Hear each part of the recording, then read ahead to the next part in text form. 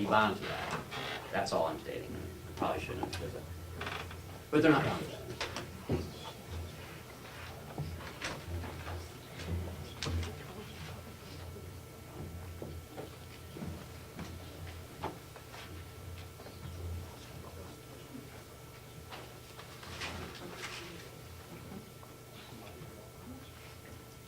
All right, let's try these words. Request extension to negotiate with the landlord an extension of the current lease option for up to 1 year. So that you would be able, if you did it, you'd get it up to 2013. You don't want the word in there, extension, correct?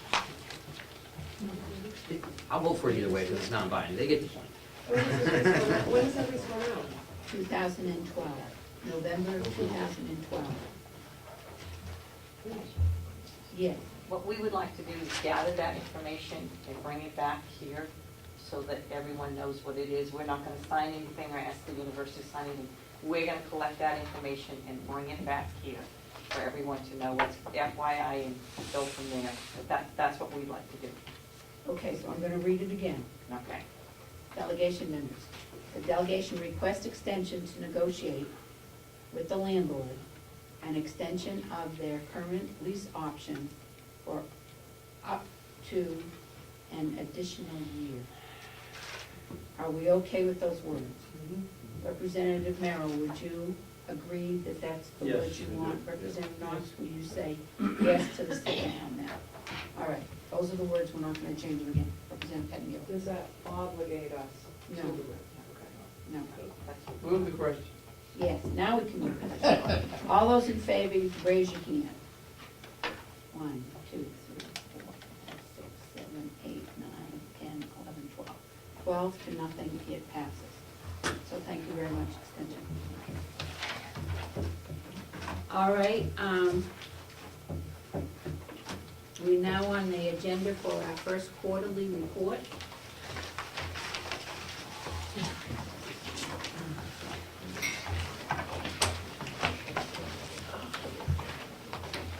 What would you like to do about extending, the discussion about whether we're gonna keep extension or we're gonna cut the funds off? Do we, what do you wanna do with that?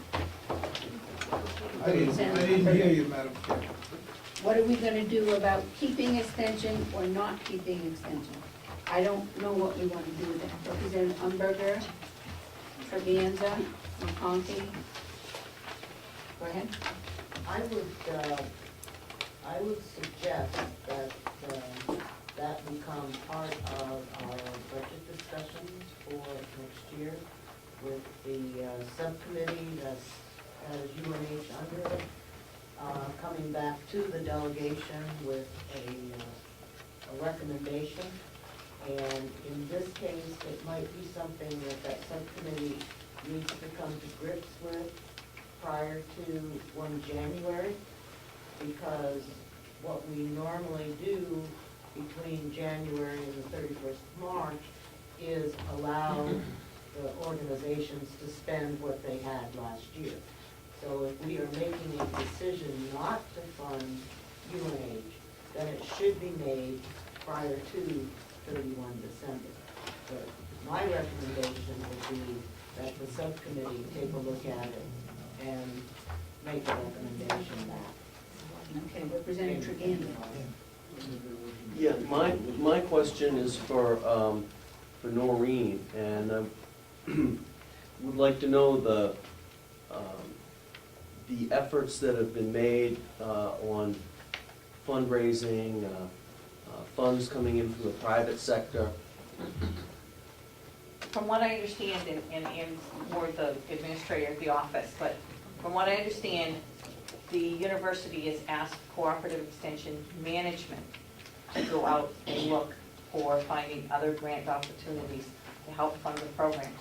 The challenge with Cooperative Extension is we don't charge tuition.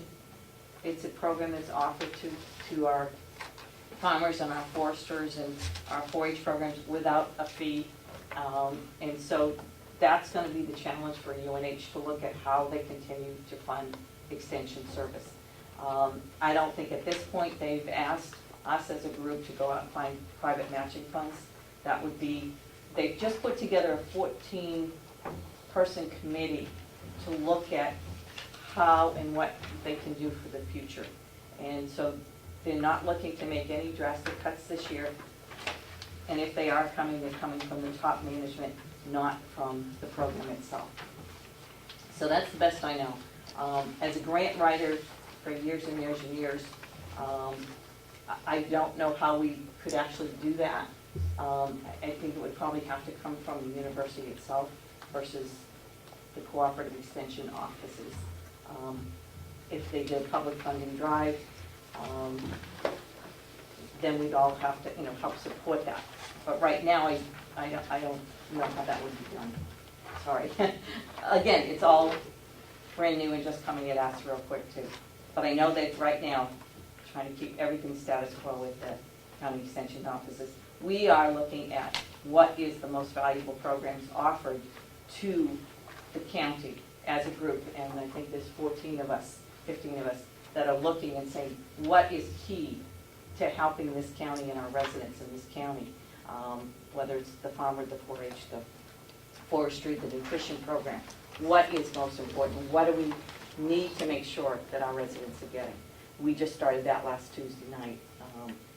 We'll probably do that over the next 3 or 4 months to come up with a really strong effort to support and say to UNH, this is what our county needs. Okay?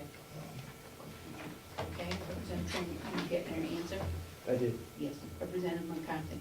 McConkey and then McCarthy, right? Thank you. I'm sorry. I would agree with earlier speakers, Mr. Albee and Ms. Thompson, that there needs to be a outreach to the community, public hearing process.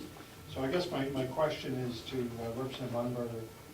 Do you see the subcommittee meeting ahead of that or after that? And do you see that the subcommittee might be the appropriate forum when we go to public outreach, that the subcommittee handle that charge?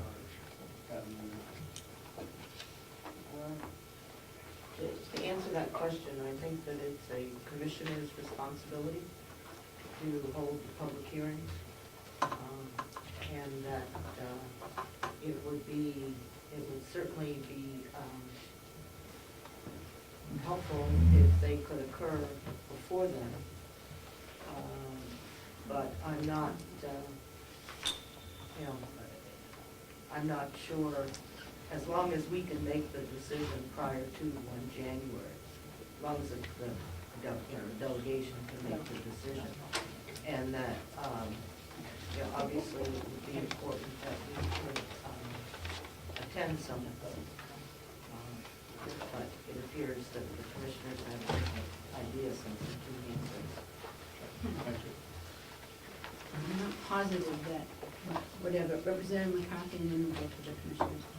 Yes, thank you, Madam Chair. A question, considering the 25% cut that you get from the state, you're talking about $60,000. Right now, you get $248,000 from the state, $230,000 from the county, $98,000 from the federal government. So that's a $60,000 cut. Do you foresee, I know it's a little premature, but do you foresee a substantial increase in what you're going to request from the county to make up for what you're losing from the state and UNH? I think this is happening so fast that we haven't looked at that. And right now, we haven't been cut 25%. No, it will be 25% overall cooperative extension. It may not equal 60,000, it may be less than that in this county. Well, whatever it is, do you see trying to make some of that up by requesting more from the county? What I said to the advisory committee is that we probably have to reduce programming, which is gonna hurt everyone. But that's what I see is gonna, it may be reduction in staffing. We don't know, but I don't see coming back for more money. What I see is how do we do it and how do we make it work and how do we, and what I said, we are looking at what's the most important functions that we need to offer. Is it Ann's financing program for the prisoners? Is it the parenting education? Is it 4-H? We don't know that yet. I also want to say, I did not come to this meeting expecting this discussion today. I thought it was in total regards to the old nursing home. So I would have a lot of paper in front of me right now to be able to give you a lot more information. So I'm a little caught off guard. But like I said, we started Tuesday night saying, what do we need to look at as a group for Carroll County? The university's looking at that, you're looking at it. We all need to work together for the best solution for the county. And I want to thank you both for it, both you and Ann. I know you weren't prepared for this, but, Not at all. and that's fine, and I'm sure that what we will do is catch you when we're in our budget. Right, and I wouldn't even sit down if I was calm enough. That's okay. So, I'm sorry. Commissioner Sorensen and then Solomon. And then I'll get to Mr. Spencer. Thank you, Madam Chairman. I was poo-pooed in the beginning of this meeting because some people didn't think the Board of Commissioners didn't do their job in coming up with a proposal for the old nursing home. Now I hear that the Court of Extension, it hasn't been voted that they will be going here. How do we plan for the old nursing home? You know, no decision. You're talking about maybe eliminating it next year? Am I going to be putting together an area for cooperative extension in the old nursing home when we don't know whether they're going to be here or not? Is that proper planning? Or is that something we should be looking at in the future? Yes, Representative Umberger. I believe that as the discussion has gone on around this room today, that we have the UNH co-op, cooperative extension, has the support of the delegation. And in my mind, it would be prudent for the commissioners to consider the fact that they would move here, and that it would be prudent to plan on that. Now, if in fact we make the decision prior to 31 December, prior to any money being expended in 2012, we could then make the decision not to expend the money to create a UNH cooperative extension area. So, to me, that would be prudent. Commissioner Solomon.